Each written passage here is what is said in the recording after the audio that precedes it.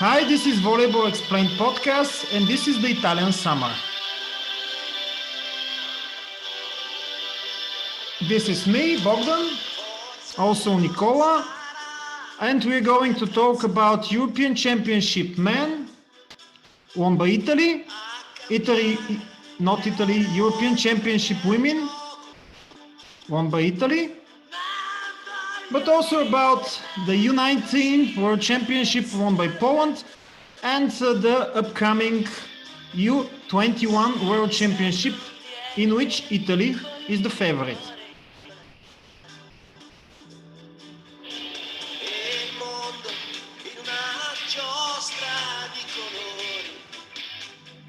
Some of the best Italian singers are going to help us today in order to reconstruct the atmosphere that is going on through all stadiums, halls, and whatever sport is practiced, because Italy won also the European Championship in football. But also they won the most medals they have won in their history in the Olympic Games, including the 100 meter in athletics. But also one of the biggest triumphs in the biggest stories of the Olympic Games, the high jumping man. Amazing. But okay, let's concentrate firstly volleyball, but we need to listen to this a little bit.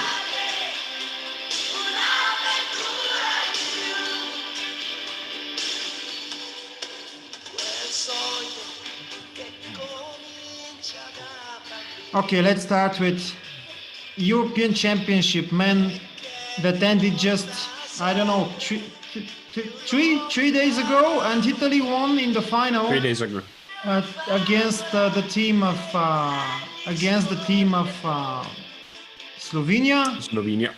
3-2, amazing dramatic match. Slovenia led 2-1, but Italy done it.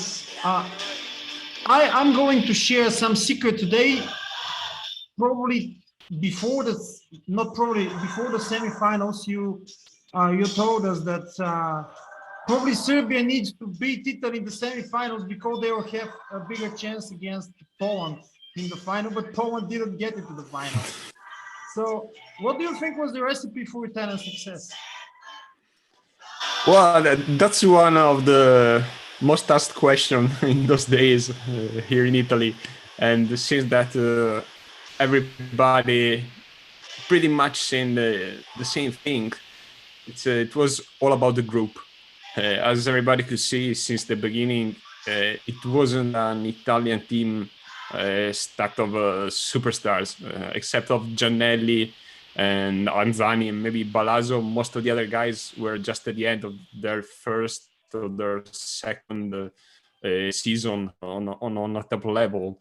So I think that maybe also the fact that they had no pressure on their shoulders, because I told you in the chat, you and Ronnie, whatever comes after the quarterfinal would have been okay. I mean, it would have been a great achievement for this young team, which was the youngest team of the tournament, at least between the ones that had a chance to do something good. Overall, also, I don't remember actually. But the recipe seems, even when you look from the couch as we did, they had fun playing. They wanted to play volleyball for the sake of playing volleyball. They never be doomed by errors. They just keep playing, and I think that the hand of the Giorgi on this team is already pretty. You could see it, because one of the things that a lot of people are underlying there, that the difference, maybe the biggest difference with Blengini, is that the Giorgi is not afraid to sub a player off and try new things. That's true, but I think that it's also easier to sub off a young player rather than a superstar like Zaisev or Wantorina in the case of Blengini. But at the end was an unexpected journey for everyone, for us, the fans, for the press, and for the players as well. Because for as much as they say we believe we could do something great. I'm pretty sure that if you ask them before the start of the European Championship, no one would have predicted Italy winning it. Yeah, for sure. What do you think is the impact of Simone Giannelli?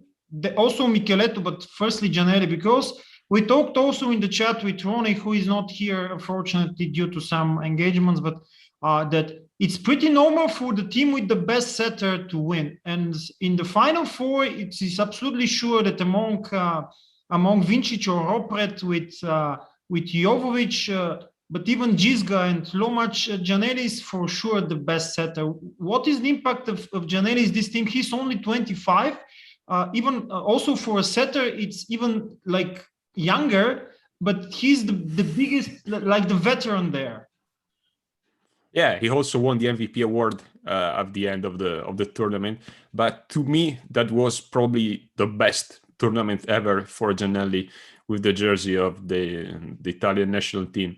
Even better than the Olympics in Rio, even better than its breakout World League back in 2016, I think. I don't remember. Because that's the point. You said it's just 25 years old, but he's already played something like maybe two Olympic games already.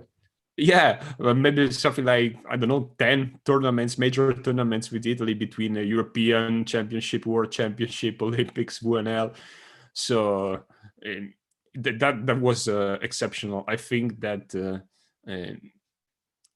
the highest performance from him are the reason for great performance, such like the ones from Pinali or Lavia or Michieletto himself for all along the tournament, especially in the final four.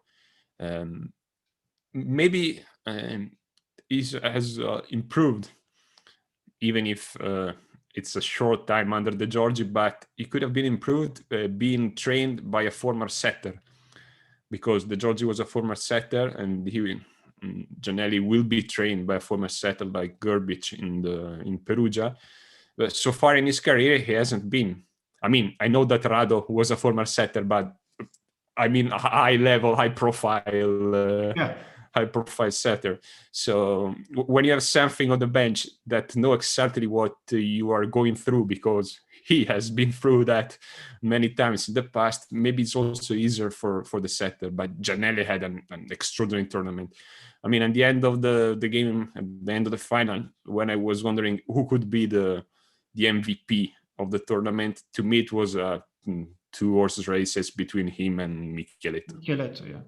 It's interesting in this regard, because if we drop Giannelli and Michieletto, all the other players taken one by one are not impressive, or at least they weren't impressive so far. We have Lavia, we have Pinali, we have Galassi, even Anzani. Okay, Anzani is playing in Lube, but it's not a world-class middle blocker. Okay, it's very good, but not world-class on the top level.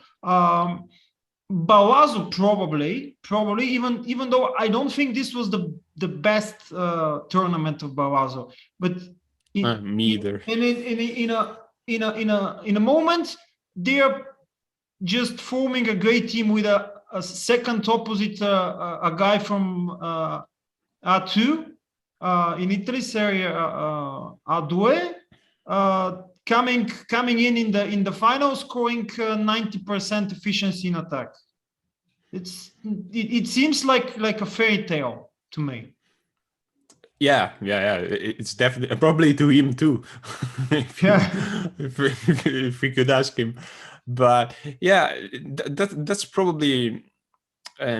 We shouldn't maybe underestimate the fact that while most of the players were involved in the Olympics, these guys were already training with the Giorgi in Cavallese here in Italy. So they probably had the time to build up some kind of chemistry, some kind of a connection.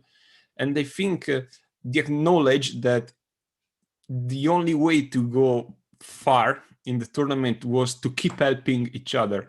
I mean, I rarely see Italy defending like that. I never see Italy going for every single ball that was falling on the ground. It was surprising, but expected if we take in account that most of them could have seen the tournament like the occasion of their life. I mean, the first time on big stages, and for someone probably also the last, because I don't know, the Giorgi has a great problem right now, because for the next tournament, who you're gonna left out and why?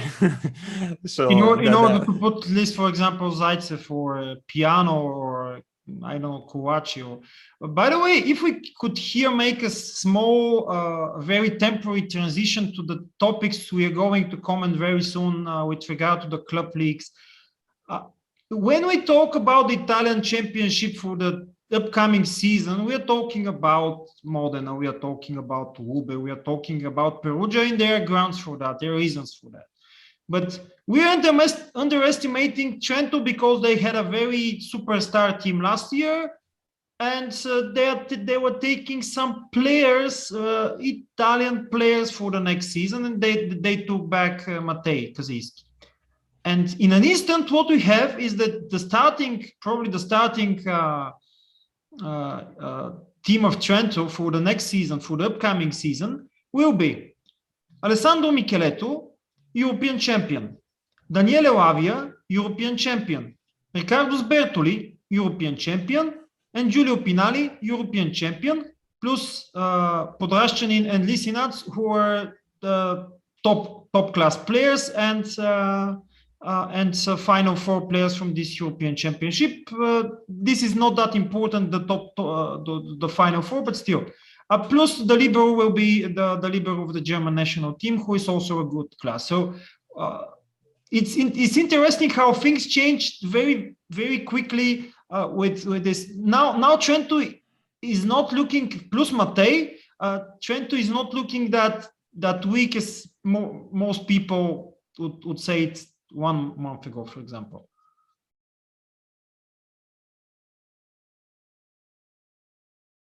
Are you there? You're not listening? Just for a moment there, it okay, there are audio probably is mine. It's written that it's mine, but anyway, it's fine now. So I restarted, then you cut it off. It's fine. Okay, we don't need to cut anything. It's a live. That's the problems of the live broadcast. It's not a problem. No, you're right, but I mean, as a Trento fan, and I will never underestimate my team, but the performances from the attacking trio in the European Championship are definitely encouraging. The question is, will Sbertoli be able to keep their performance at such a high level like Giannelli? If he could even go close to it, we will enjoy the next season in Trento.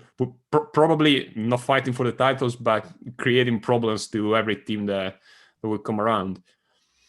On the rest, the other teams are built for one goal, which is try to win everything from Lube to Perugia to Modena. So I think that as the first will be gone, Trento will be a team to look at. But right now, I think the guy that will just enjoy the path. And the other question is how Michieletto will come back from the under 21 World Cup. Yeah, I mean, this season he hasn't stopped playing basically since the last year under 19. What was that? The European champions? Or not sure. Or the World Cup. I'm not sure he played in the U8, not U19. He should have played in the U19. I'm not sure. Okay, but okay, he played in VNL. He played in the Olympics. He played in the European Championship, man. And probably he's going to pass the group phase, the group stage in the U21 World Championship starting tomorrow, or probably today in the day of the publication of this podcast. But probably he's going to play in the quarterfinal phase, and in the final four, very probably Italy will be there. as not only as a host but as the favorite in the tournament. So this is absolutely amazing for him, and I believe that Italy can win this tournament even without Michieletto. But with Michieletto, I don't think there will be a team that can stop Italy. But still, Michieletto is a phenomenon from what he's playing. He's okay. Let's say he's 20 because he will be 20 in a month. But he's doing absolutely everything. I mean, he's serving, he's blocking, he's attacking, he's receiving. He has been a libero, I believe, in the start of his career when he was. Then he just exploded in his height, and he's now 207, I believe. So he's really. I remember one quote from, I believe it was Maurizio Colantoni, one of the commentators in Rai, who said, serve bene, riceve bene, attacca bene, he serves good, he receives good, he attacks good. He's doing everything.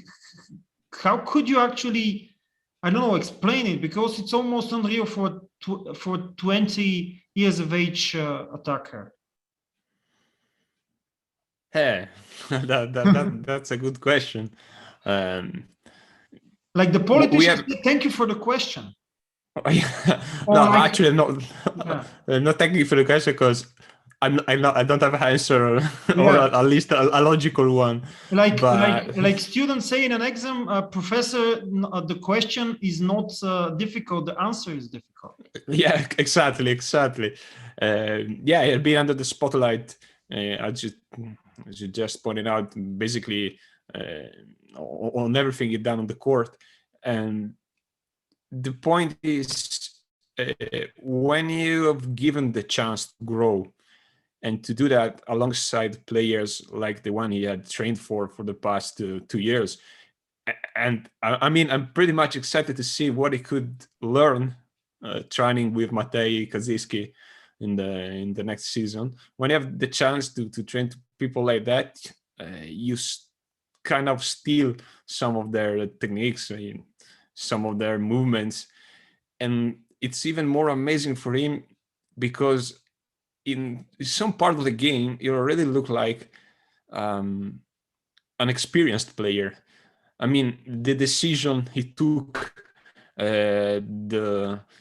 making a feint instead of spiking a hard spike, it was something that you're not expecting for a guy such a young age. On his side, his height is helping him a lot when attacking, because I've seen some attacks. Giannelli, all he has to do was just setting the ball high, and Michieletto was over the block many times, or a couple of times he spiked it within the 3 meters line that were you can't defend something like this. I mean, if you hit by that and you defend it, it's by chance. You're actually on the right place in the right moment. But if you try to defend it, you had no chance to.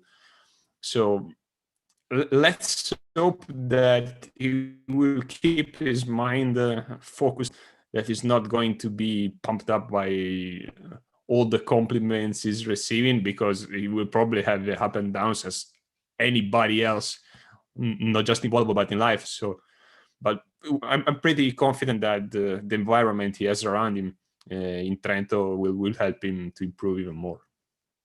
Yeah, probably let's stop with Italy, because it's pretty much enough. And actually, we're going to talk about the Italian success in women just a little bit later. But let's mention the other teams. Firstly, Slovenia. Slovenia won for a third time, not in a row, but in third time for 4 championships, the silver medal. Actually, they're the most consistent team. They are the only team in the last 4 European championships that has more than 1 appearance in the final.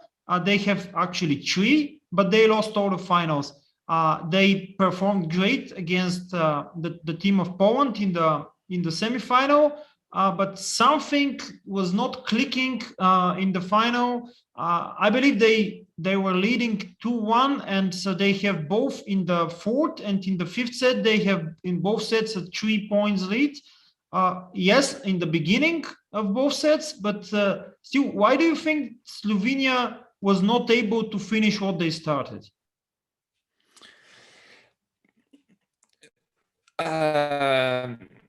When I will rewatch the game, there's one thing that I was noticing. They were keep trying to have safe plays most of the time. I don't know how to explain it, and I will try in a foreign language. I mean, you can read most of what they're doing, and if you notice it, Italy touched a lot of their attacks, especially in the fifth set, and then have the chance to counterattack. But it's also difficult to say what went wrong, because when you lose a game in a tiebreak, there are details or moments in the game. I mean, there was that serving streak of Michieletto when they just changed the court, the half court in the tiebreak, that changed everything. Maybe if Michieletto would have sent the first serve in the net and they had the ball back, we were talking about the different outcome. The fact is that I think that a couple of Slovenian players underperformed, but on the other hand, a couple of them overperformed. I remember Payang for his years in Italy, and he's a great middle blocker. He's a European level middle blocker, but he's never been too consistent during the entire season. In the final, for some moments, it looked like the white Simon. I don't know. It was unstoppable in attack. He blocked basically everything that comes around the area of his end, and he was also serving very good. On the other end, I think that Stern wasn't that consistent during the game, even if he had that serving streak at the end of the third that gave the set to Slovenia. And they surprised Poland, changing Vincic for the other setter, Robert. But it wasn't that much of a surprise for Italy, probably. And and people in the world will know that when you have a defining starting setter, the other is usually more used to play with the other subs in irregular practice. So it probably took a little bit more time to adjust with the starting player. And on the other end, I think that the Romanov coming into the game basically was a shock for both teams. And we know the difficult to defend a left-handed player when you spend the whole game defending a right-handed player like Pinali. The courses are different, the rotation of the ball is different, the timing is different. So that was probably and he's not also that familiar for scouts, for example, because he's playing in A2, and for example, I believe that scouts are collecting information not only from matches of the national teams, of course, but also from matches of the club teams. But I'm not sure they're going so deep in order to collect also from A2 and whatever second division we have, and because it's not that popular, it's not that often to have A2 or second division players in the national teams. By the way, talking about the problems of Slovenia, I believe that the setter position is the one problem, because they just can't match even a player like Jovovic, for example. Just Vincic is a little bit older already, and not that much. Actually, I'm not sure how many years he has, but still he hasn't been the one of the best setters whenever. The other setter is also a newcomer in the team, as player playing more instead of Vincic, but of course it's not this class of player. Of course, this is normal. They had a very tiny population, and it's very hard to have a lot of talent, especially in the setter position, which is very specific. And the other problem, I believe, is of course Stern. Stern is a very good player, but this X factor, which is missing in his, not in his play, but in his attitude, is, for example, the fact that he agreed to be a second violin in the team of Piacenza, where Lagumgia will be the first choice for an opposite, and even agreeing to such a move to be a reserve when you are the first choice in a vice champion of Europe back in 2019, and now it's a very strange thing to do, because it's normal. There will be plenty of clubs, including his former club, where he can be a first choice. Okay, probably he is going to make more money in Piacenza for sure, but I don't understand. This is some mental thing which is an indicator why he's not performing in the best way, not because he can, but because he thinks in that way. It may be, but I mean, sometimes the dynamic behind the transfer are unknown. It sounds strange to me, actually, even if we all know that Piacenza is big enough a team because they want to win something, and we know that probably is the second, if not even the richest team in the Italian league, so that they could afford to have two good opposite like Lagumgia and Stern. Piacenza is not doing the European competition next season, so it would have more sense, even if they would qualify, I don't know, for the Challenge Cup and to play him during the week to have a more rested Lagumgia. But we'll see. I'm not too harsh towards Stern because at the end he hadn't had a bad European Championship. It was just about the fact that, I don't know, we all know that every player who plays at that level deserves to be there and means to be one of the best players around. But you have to do another step to be considered not the best, but among best, or someone to be as reliable as a weapon all game long. And in my opinion, he's not. Maybe with another year of experience, he will become it. I don't know, but I think that the setter was predictable in some of his sets, because I don't want to say he wants to avoid Stern and pass the ball instead to Renault and Sebul, that they have no problem and they're pretty experienced, but it almost looks like this if you look carefully. We'll see. Yeah, let's talk about Poland. Poland won again the bronze medal, and probably most people thought that actually Poland is going to win the championship, especially after the defeat of France in the 1/8 final against the Czech Republic, very surprisingly. And they were performing very good, especially against Russia. What do you think that didn't click? And Vito Henin is leaving now. He coached Poland for a very last time. You're not the biggest fan of him, as we know, because he won the 2018 World Championship, but then, especially after Leon started playing for the team, and this is very erratic and very interesting statement by my side, that I believe that Leon is not helping Poland, but actually making Poland more predictable and even a little bit more erratic, a slower team, I believe, or in attack.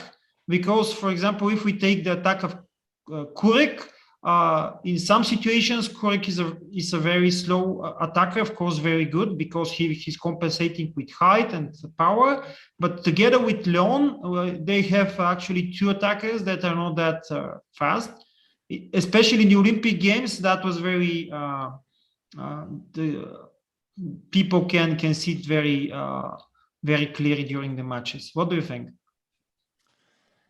Well, in addition to all the points you made for Poland to win it, this was also hosting the Final Four in Katowice, so there should have been another another plus for them. For what I've seen, the main problem was that in none of the games I watched from them, and I'm talking about the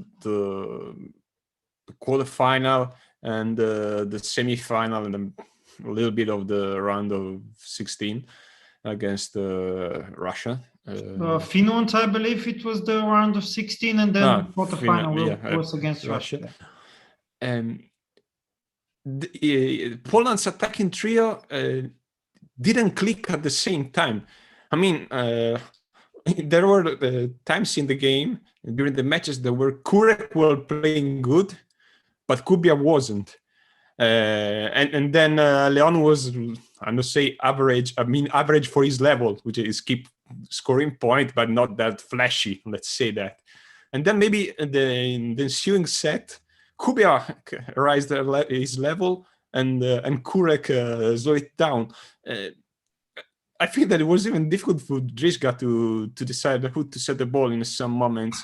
And you could see, especially at the end of the fourth set against Slovenia, that was probably one of the craziest sets I've ever seen in my life, with Slovenia scoring the match point twice. That has been wiped out by the video check, once because of a belly invasion by Stern after blocking Leon. The other for a touch that wasn't a touch, a block touch that Hurnaut thought it wasn't. And then after 20 minutes of video check, we found out it was not. Especially in the end of this set, it was like Driska picking up panic option almost every set. Because even if you didn't know, I mean, after the block of Stern against Leon, I think that even Leon, which is was definitely the best outside hitter in the world right now. Maybe backed off a little bit while attacking, and then the middle blockers of Poland was been one of the key of their recent success, because when they keep up, especially blocking and serving. The same thing. They were consistent about all games long. They also had the pressure.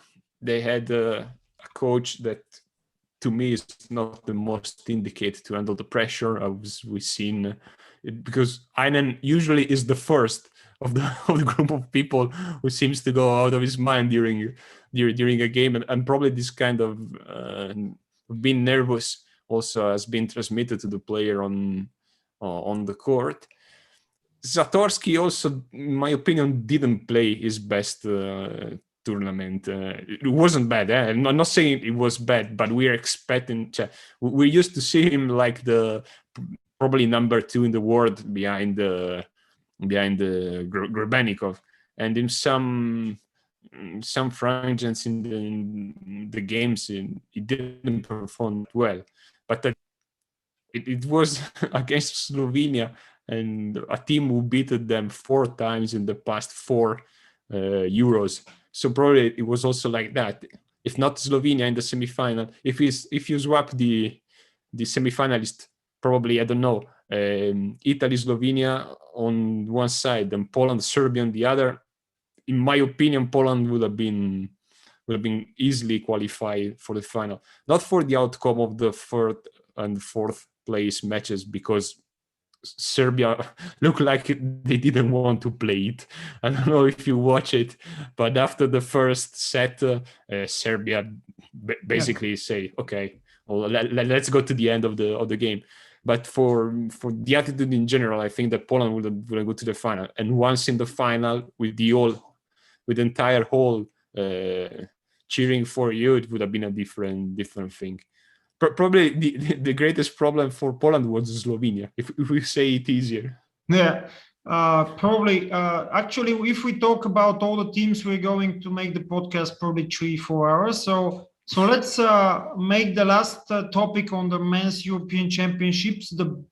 I would say the both surprises, the one negative and the one positive. The positive surprise is the team of the Czech Republic, one of the hosts. They beat France in the 1/8 final and made it to the quarterfinals, where they were defeated by the team of Slovenia. Actually, the Czech Republic beat Slovenia in the group stage.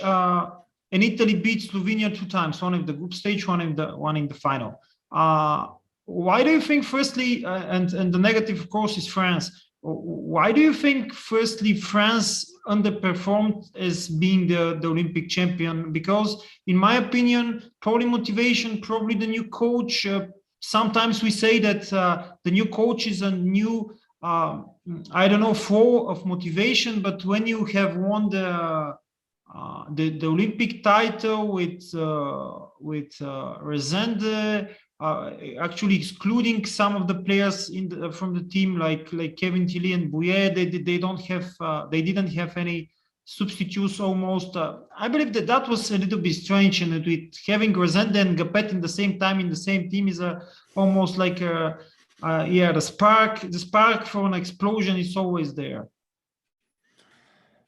I think you pointed out the answer with your question.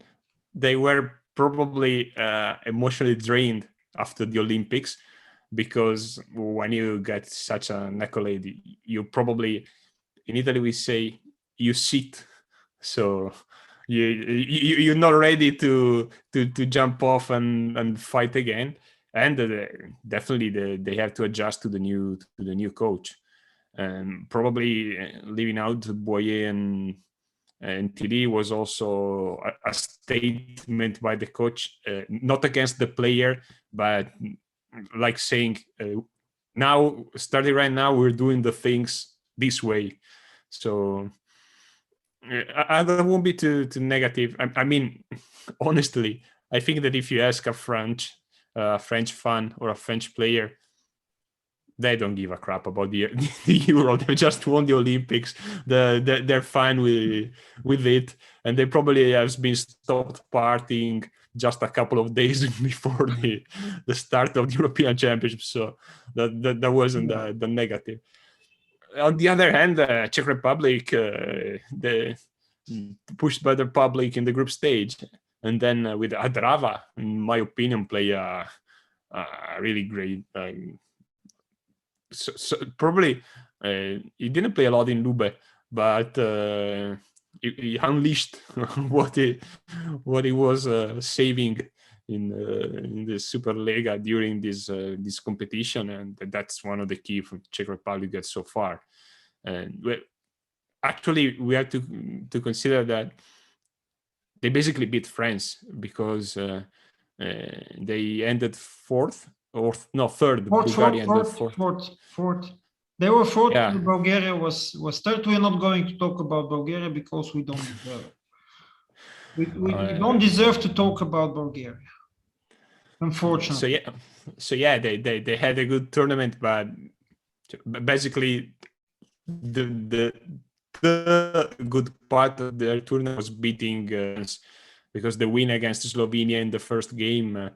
It was the opening game, and then Slovenia didn't last until the final in the ensuing matches. So still, they played a great tournament. We had to say it.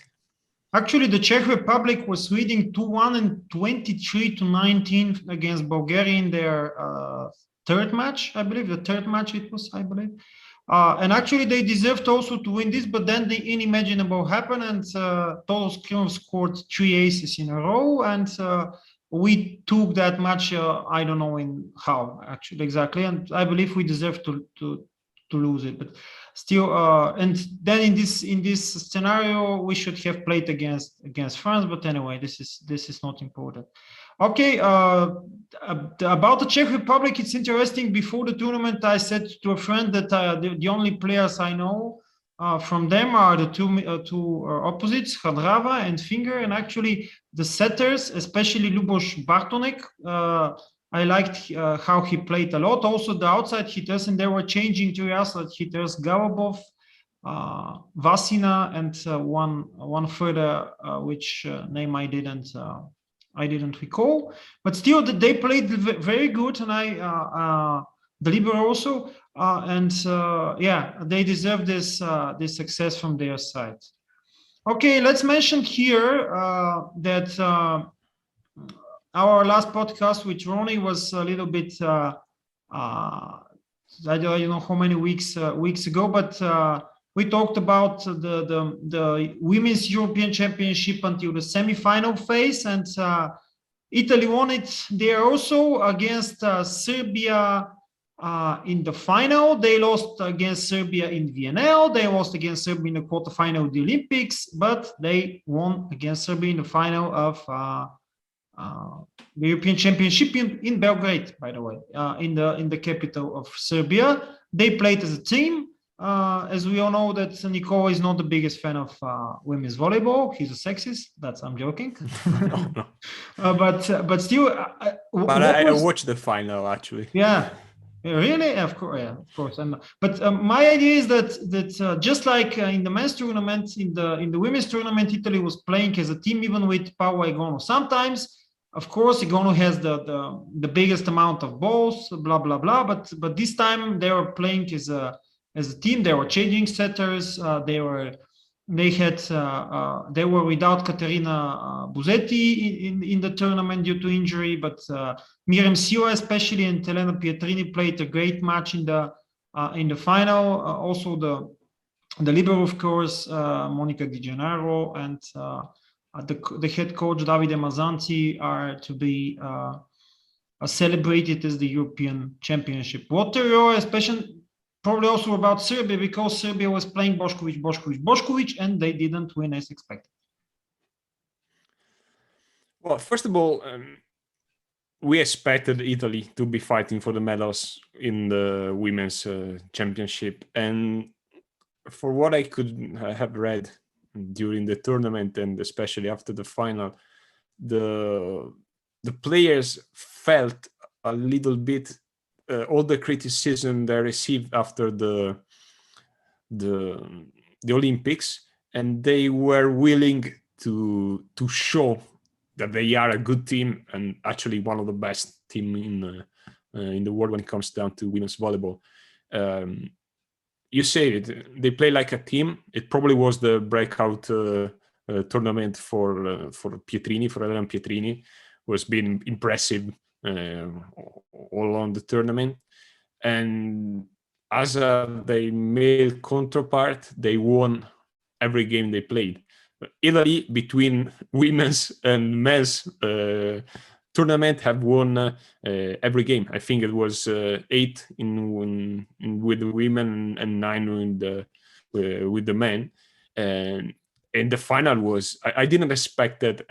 We know that Italy and Serbia are probably 2 of the top 4 teams in the world. With all the respect to the other 2 teams that get to the final to the semi-final, which was Dominican Republic, who was the 4th Olympics. Where you do mean in the? Well, where? I mean, I put Italy and Serbia in the top 4 with China and the US in the world, but I'm leaving out the team that actually get 4th in the Olympics, Korea, to pull Italy Korea. in. South Korea. Korea. Okay. Yes, So we know that we expected. South Korea beat Turkey in the quarterfinals, and Serbia beat Italy. Yeah, exactly. In the Olympic Games, yeah. In the Olympics, yeah. In the European Championship, so we expected teams, and maybe with Turkey that we could have made as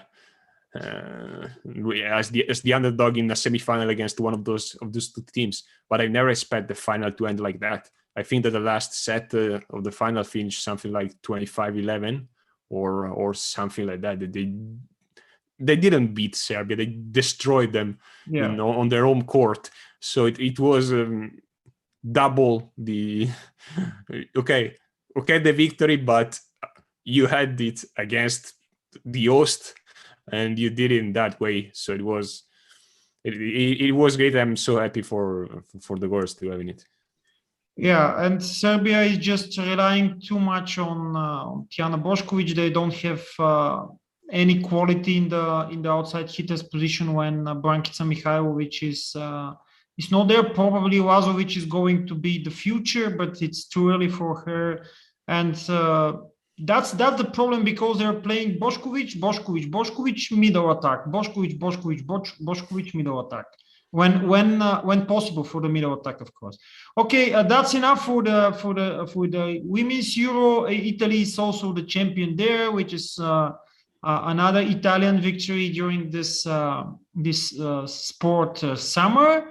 Let's just mention that in the U19 World Championship, probably we can talk more with Ronnie about it, but Poland became world champion with Bulgaria, defeated in the final. Very big success for the Bulgarian team.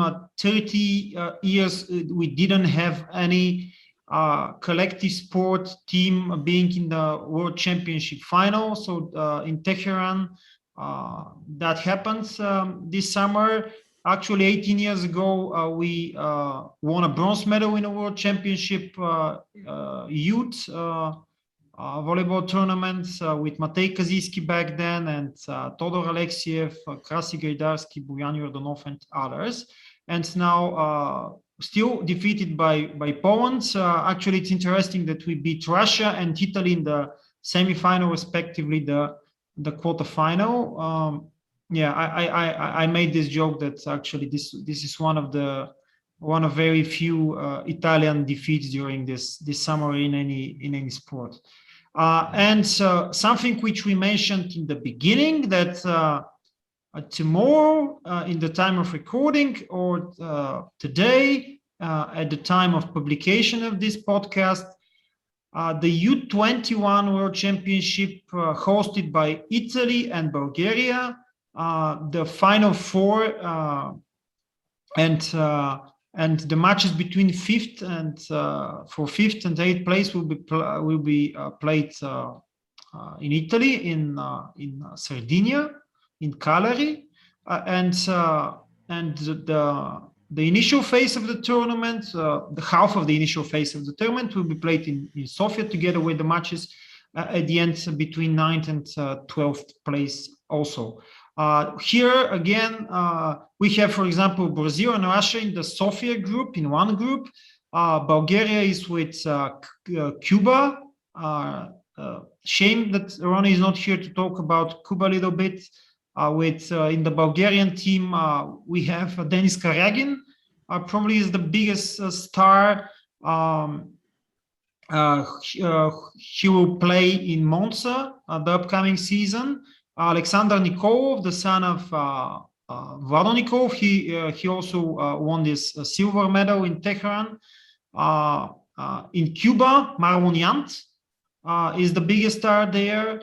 Poland is also in this group, and Italy, of course, the hosts are the big favorites for the whole tournament, with players like Michieletto, like Tommaso Rinaldi, like Paolo Porro, Giulio Magalini from the team of Verona, and also the opposite Stefani. So yeah, probably if you like, you can also add something about this tournament and the team of Italy.